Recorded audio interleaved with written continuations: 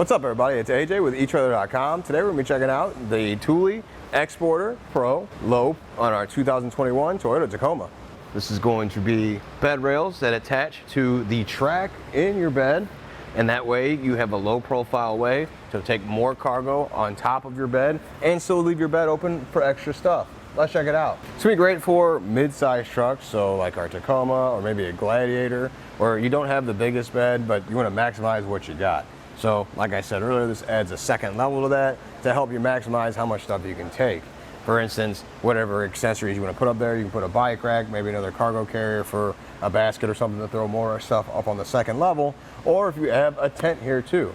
The nice thing about it is it's a low profile one, so something against the higher ones, the ladder rack style ones that come up even with the cab, is this going to be higher up in the air. So one, it's going to be harder to access it, to throw stuff in there. And the second thing, if you have this tent higher up, and especially around here in the Midwest when you drive around with all those trees, if you're going camping, it can snag this vinyl coating, rip it off, or cause issues to your tent. It's going to less likely to happen when it's down here and level with the cab. Now the bars are going to have a weight capacity of 220 pounds, so make sure you don't exceed that. Keep in mind what accessories you want to throw on there. When you're thinking about hauling, make sure you just don't go over that. You won't cause any issues. When I was working with this today, I was trying to think of some other bed rail systems I worked with.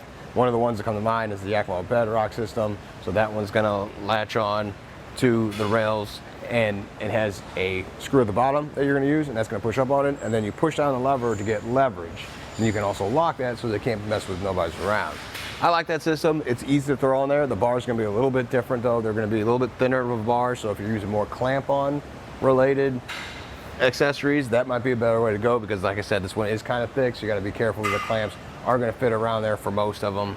Another thing to go with that one though is I kind of like this system better with the brackets that go into the track. They just feel sturdier to me, and I know when I'm tightening them down with that tool and then it clicks, I know that it's in there. I don't have to worry about it coming undone or anything, or maybe I didn't get it hand tight. I kind of like that because I didn't want to leave it on there.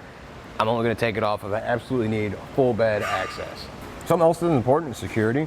So it's got built-in lock cores on each one of the covers. That is all key to like, so the same key is going to work on all of them, which I like that. But then there's also going to be on each rail, there's going to be a lock here on the inside. So it locks the bolt so no one can detach or loosen the clamp when you're not around. And again, that's the same key as the covers on the outside, so I like having that one key just to go all the way around, lock it up or unlock it. Now let's get some measurements. So we're going to measure from the raised portion of the bed to the bottom of our bar. It's going to be about, looks like it's right there. Looks like it's going to be 22 3/4 of an inch. And then from our bed rail here to the top of the bar, it's going to be about 6 inches. So it's going to add a little bit to the top of your bed rail, but not too much. If you look in the back window, you see it's still underneath the headrest there, so it shouldn't impede your view at all when you're using that rear view mirror. Now another thing to think about is how much these brackets stick out, because it will take a little bit away from your bed, but not a whole bunch. Measure out there. So it looks like 1 3/4 inches. It's going to stick out, and that's going to take a little bit, but not too much. You see towards the back, maybe easier to look up here. It doesn't stick out any more than your wheel wells do already, so it's not going to take up that much bed space. With nothing on here, you can take a better look at it. The whole thing is going to have a black powder coat aluminum, so it's going to resist rust and corrosion. You don't have to worry about that. The rubber strip at the top is also awesome. We learned that when we did the video on the full one, on the full truck bed. We threw a tent up here, and the tent, as we put on there, we were allowed to push it along the rubber strip, so it wasn't scratching the aluminum. So it wasn't doing anything to the bar itself, because it sits up a little bit higher. So that's nice that it's there as kind of protection for your accessories you might put up there and slide back and forth. Another measurement to look at is going to be from the bottom of your track, the top of the bar. This is going to be a good thing to do. Every truck is a little bit different. Your track might be in a different spot. So I just suggest getting this measurement yourself. Think about what accessory you're going to put on there, and then just know that this is what it's going to add to your vehicle. So, bottom of the track, to the top will the bars be about 8.5 inches.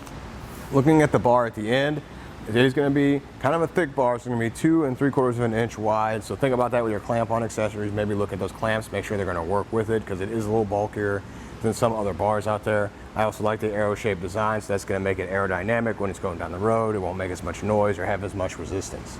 We're gonna do some assembly before we set this rail up. So what we're gonna do is we're gonna take our tower, slide it in that track at the bottom. Now when you go to put both of them on there, you put the other one facing the other way. We've already got it pushed over. And we got the cover that's gonna go right here at the end. It's gonna keep it from coming off. So I started the screw in there just to make it easier so I don't have to line that up when it's down that track. But you push that in, those holes should be lined up, and come back with the Allen wrench and tighten that down.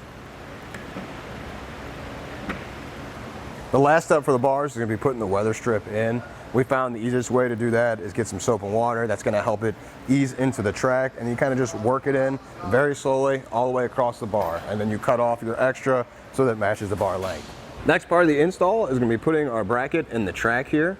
So make sure you get the right side. This bigger side would be for if it hooked up to underneath the bed, but since we have the track, we're gonna use the smaller side. I like that it's the same bracket, so you don't have to buy anything extra.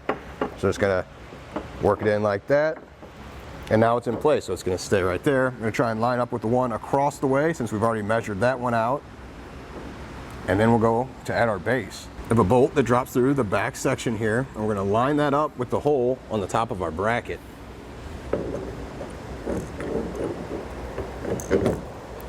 Now let's use my hands to get it hand tight and then come back with the tool to run down some more. Looking at the bolts that drop in there, there is gonna be 2 flat washers and 2 spacers. I suggest putting a spacer on each bar because when you do that, you can add that lock on top of there. Now let's get some measurements while that's still loose and we can slide it back and forth. So what we did to get the first one lined up is we did 16 inches from the bulkhead to the center of the base, or the tower right there. So we can see that that's 16 inches like we want. So then we're gonna go from the center of this one to the center of our base here. And we wanna get 28 inches. So it looks spot on right there, so I can finish tightening it down.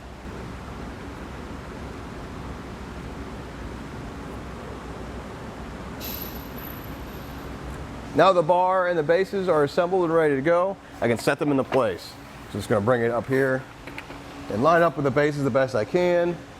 Try and latch that one in or get it close, but I can adjust this side to make sure this one gets in. You wanna make sure you loosen these bolts quite a bit so it'll slide into place and lock in. All right, so this one's in.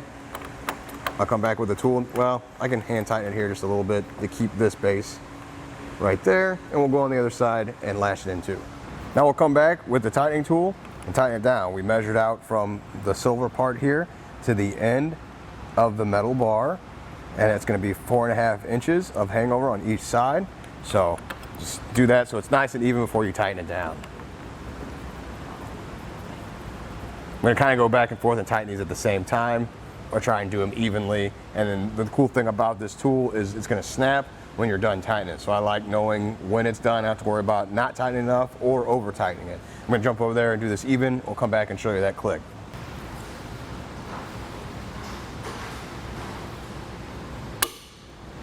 Last thing we gotta do is just pop our cover on.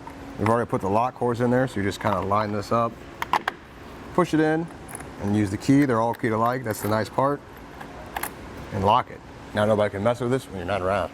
Overall, I do like the system. It was sturdy like I want it to be. I don't have to worry about it going anywhere when I'm driving down the road.